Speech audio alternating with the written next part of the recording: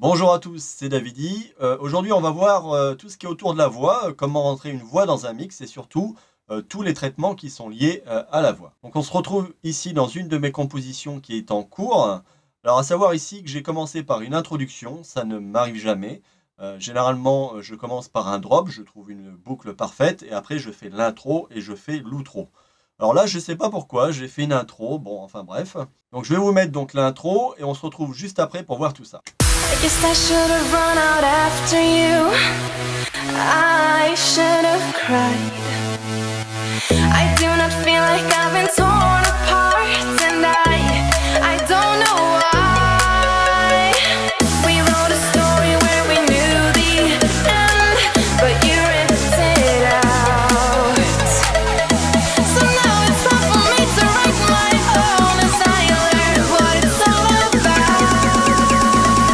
Where are you now that you're gone? Donc ici, on va isoler la voix et on va regarder les traitements que j'ai appliqués un par un sur cette voix-là. We wrote a story where we knew the end, but you ripped it out. Donc dans un premier temps, j'ai appliqué donc une équalisation où j'ai coupé donc le bas du spectre qui ne m'intéressait pas et j'ai aussi coupé les fréquences qui me gênaient. Donc je vous invite à aller sur le tuto des équalisations pour ceux qui ne l'ont pas suivi. We wrote a story where we knew the Je vais enlever. end, but you ripped it out.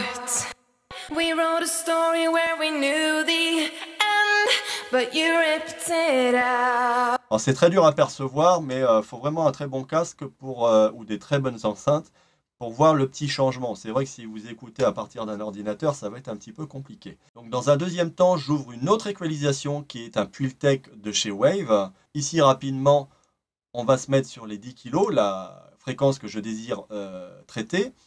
On va créer un boost ici de à peu près 3 dB et une cloche également à peu près 3. Alors maintenant, on va écouter ce que ça donne sans le plugin allumé et avec. We wrote a story where we knew the end, but you ripped it out. We wrote a story where we knew the end. Voilà, donc on a clairement l'impression que la voix est plus présente. On va écouter dans le mix. We wrote a story where we knew the end, but you ripped it Un peu plus loin, là. out. We wrote a story where we knew the end, but you ripped it. Donc là, clairement, dans le mix, on voit très bien que quand le plugin est actionné, on a vraiment l'impression que la voix est plus présente. On a l'impression de la prendre pleine face. Et c'est ce qu'on veut pour mettre la voix en avant. Donc le troisième plugin que j'utilise automatiquement, c'est un max volume de chez Wave. C'est un leveler, mais compresseur, mais sans ratio.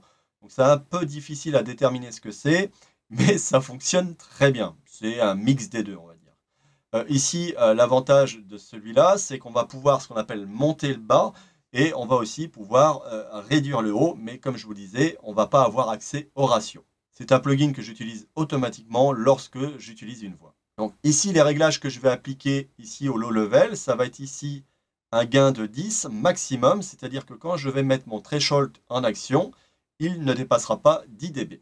Alors, on va monter le bas, c'est parti. We wrote a story where we knew the end, but you ripped it out.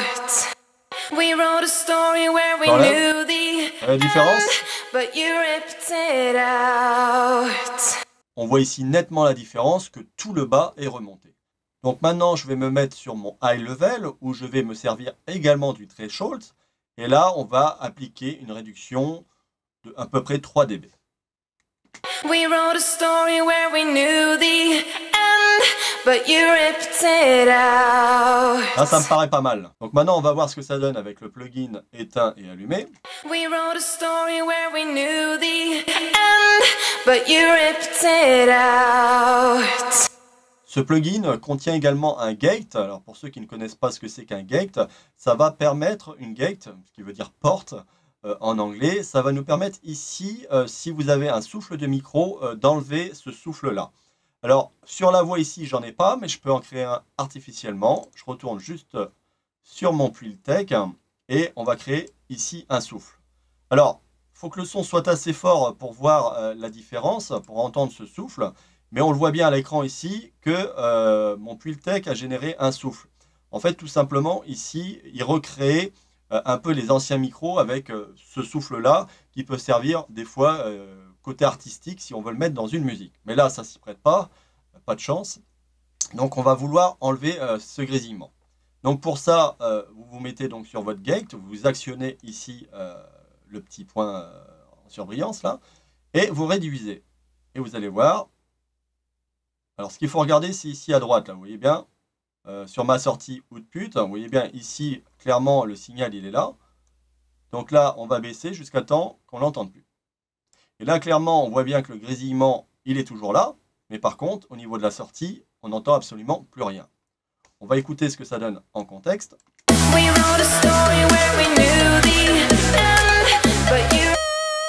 Donc c'est un son qui pourrait venir nous gêner lors de passages plus calmes. Donc il faut absolument l'enlever. Le quatrième plugin que j'utilise est un compresseur. J'utilise le CLA76 de chez Wave. Pour ceux qui ne savent pas ce que c'est qu'un compresseur, je vous invite donc à aller voir le tuto sur le compresseur où je vous explique tout ça. Donc ici, clairement, on va se mettre sur le modèle Blue. Ici, fonction Blue. Je vais mettre une attaque moyenne et je vais mettre un release le plus haut possible. Ici, le ratio, je me mets sur 4. Ici, pareil, ça crée du souffle comme sur le Pultec tout à l'heure, donc on se met sur off. Et là, mes réglages, je les ai déjà faits, donc on va écouter ce que ça donne avec le plugin enclenché. On voit bien ici une application entre moins 3 et moins 5 dB. Et comme je disais ici, on a donc une réduction entre moins 3 et moins 5 dB. Ici, il n'est pas question d'aller plus haut, puisqu'on a déjà très bien compressé avec le leveler du max volume.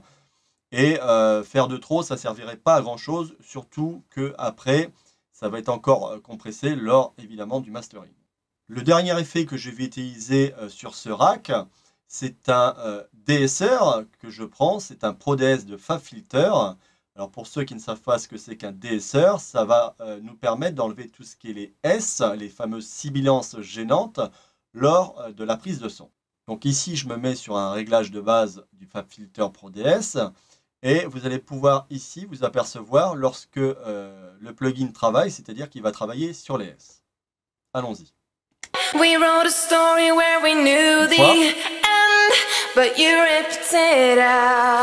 À chaque fois qu'il se met en action, c'est-à-dire que lorsqu'il rencontre une sibilance, il va atténuer celle-ci. On va écouter en contexte.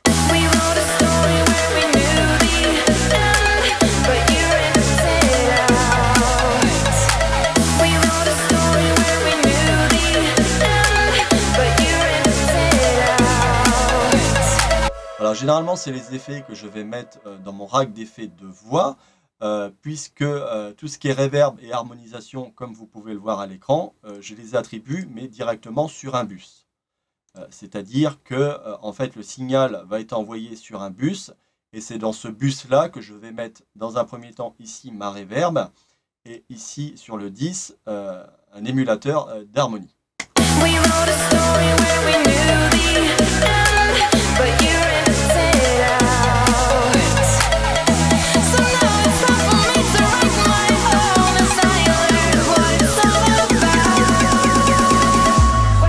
Là, on voit clairement que la voix est bien mise en avant, elle est clairement audible et rentrée dans le mix. Voilà, ce tuto est maintenant terminé. N'hésitez pas à poster des questions dans la rubrique prévue à cet effet, je tâcherai d'y répondre. Tant qu'à moi, je vous dis à une prochaine. Salut!